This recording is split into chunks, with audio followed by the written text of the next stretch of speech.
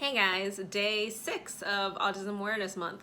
So I got to thinking today about this whole quarantine thing, self-isolation, and how it's not really anything new for us. I think that for most autism families, they've gone through periods of self-isolation, either just like a few months or weeks here and there throughout the year, or extended periods of time, years. I've heard some families that they just don't go out and do anything because it's so much harder with children with autism. You could have had an experience in a store where someone said something or a child had an extreme meltdown and you just were too embarrassed or didn't want to go through that again, and so you self-isolate. And I know we have. For us, our isolation has been more so like not being able to go out as much to those places that I know the children want to go sometimes, just because I have to have help with 3 children, 2 with autism. I can't take all 3 children out by myself. So if Matt's home, yes, we can go and do something, and we have to plan these things in advance. Or if the therapists are with us, that kind of thing. Like I can't even go into a store without the therapist being with us. So I just think that most, I don't know, tell me if I'm wrong, most of my fellow autism parents out there have kind of done this already.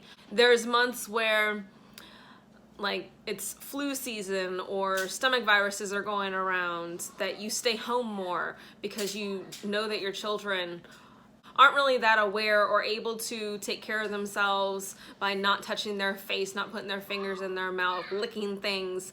Like my children used to lick like glass doors when we were out, of course right now, but like even last year we'd go a couple of months during the winter time of not going to church, not bringing the kids into the stores, not really going to crowded places unless we were on them, and making sure that we're keeping their hands clean all the time. And I've also realized through this whole pandemic that unfortunately, yes, there's a lot of inconveniences. Like everyone has to do curbside pickup. They don't want to go into stores, but you can't go to museums. You can't go on vacations right now. That's kind of our life already.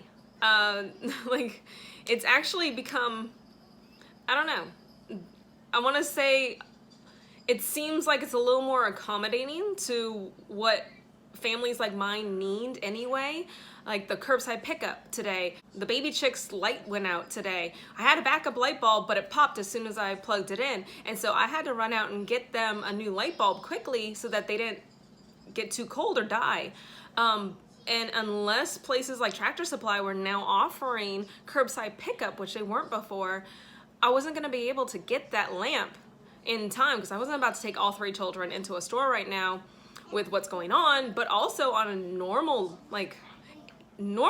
day, I wouldn't be able to take all 3 of my children into a store because I can't keep track of them. It's for their safety that I always have another adult with me when I have all 3 of them, because I don't want any of them to run off, get hurt.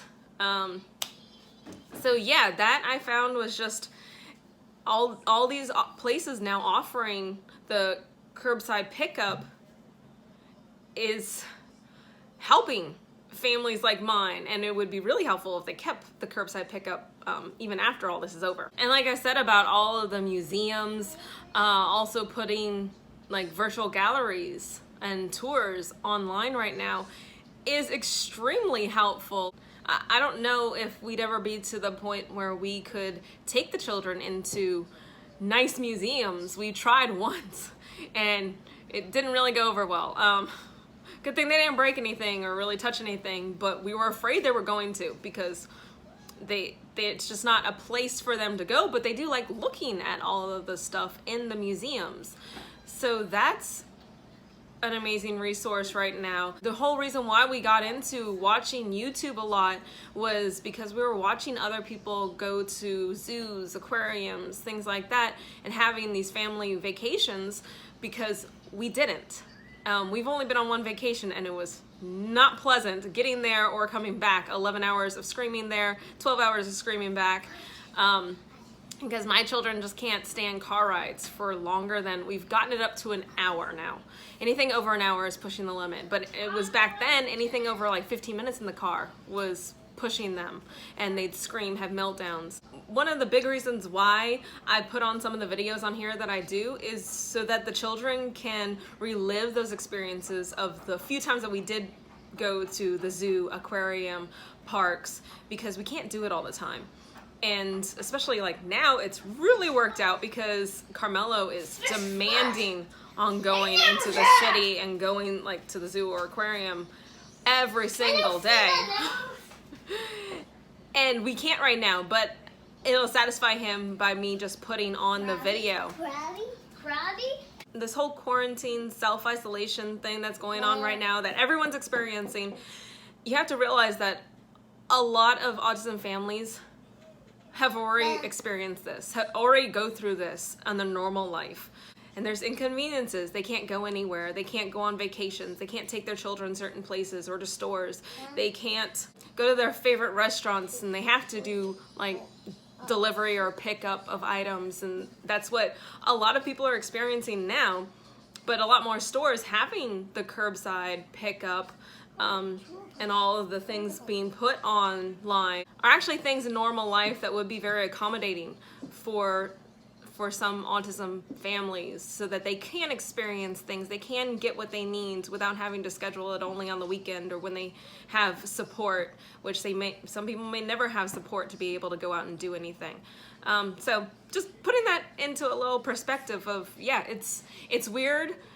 This whole, like, nobody likes to be isolated at home, but it can be the norm for a lot of families out there, and just be aware of that. If you know a family that doesn't leave their house that much or doesn't go to those social functions, has to respond, like cannot attend to every party you invite them to, it may be because their children can't handle it, or they feel like they can't handle going into those situations again.